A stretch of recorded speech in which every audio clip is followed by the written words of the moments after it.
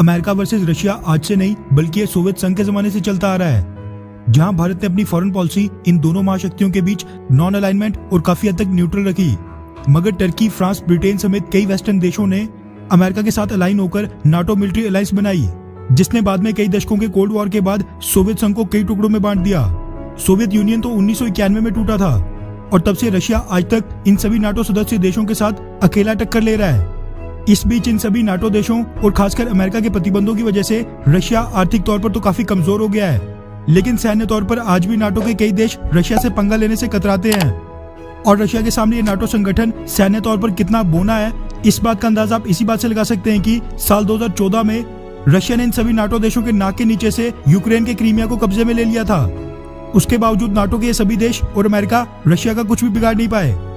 वैसे भारत तो क्रीमिया पर भी चुप रहता है और अमेरिका और वेस्टर्न देशों के रशिया पर लगाए गए प्रतिबंधों का सख्ती से पालन भी करता है, क्योंकि हमारा स्टैंड तो इन दोनों गुटों के बीच बिल्कुल न्यूट्रल है। लेकिन 1991 से लेकर 2021 तक अब रशिया तो सैन्य तौर पर कमजोर नहीं हुआ, लेकिन नाटो के सदस्य देश अब आपस में बिखरने लगे हैं।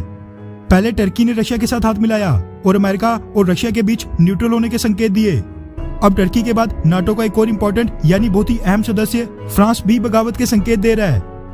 वैसे आपको वो खबर तो मिली गई होगी कि 2 दिन पहले ही फ्रांस ने नाटो को ब्रेन डेड संगठन बताकर इस साल इसकी फंडिंग को बढ़ाने पर असहमति जताई थी।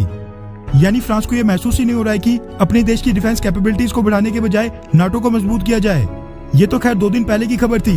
अब जो नई खबर फ्रांस से निकल कर आ रही है, उसने कई नाटो सदस्य देशों के साथ साथ दुनिया भर के बड़े बड़े थिंक टैंक्स को बिल्कुल सदमे में डाल दिया है, क्योंकि फ्रांस, जो कि यूएन सिक्योरिटी काउंसिल का एक परमानेंट सदस्य है, उसने अब रशिया के साथ अपने संबंध सुधारने के संकेत दे दिए हैं, जिसका ऐलान फ्रांस के राष्ट्रपति इमैनुअल मैक्रोन ने खुद ही किया है।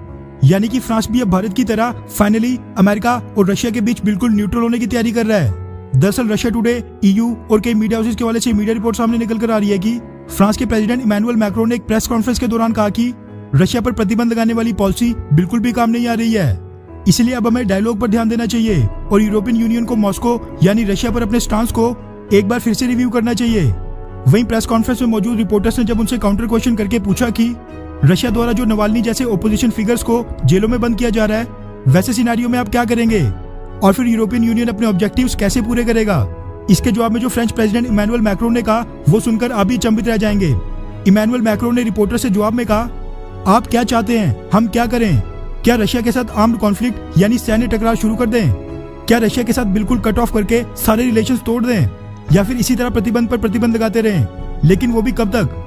आगे उन्होंने कहा कि मैं अब रशियन प्रेसिडेंट व्लादिमीर पुतिन के साथ रेगुलरली बात कर रहा हूं और हम सिचुएशन को बेहतर बनाने के लिए काम कर रहे हैं। वैसे देखा जाए तो फ्रांस का नाटो संगठन को पूरी तरह इग्नोर करके रशिया पर प्रतिबंध थोपने के बिल्कुल खिलाफ जाकर रशिया के साथ अपने टाइज नॉर्मल करने की बात करना, यह साफ दर्शाता है कि भारत की जो नॉन अलाइनमेंट की पॉलिसी है आज के इंटरकनेक्टेड वर्ल्ड में वो बिल्कुल सफल है, ना कि वो पॉलिसी जिसमें एक पक्ष या एक खेमे में जाकर अपने लिए सारे अवसरों को कम या फिर सीमित कर लेना।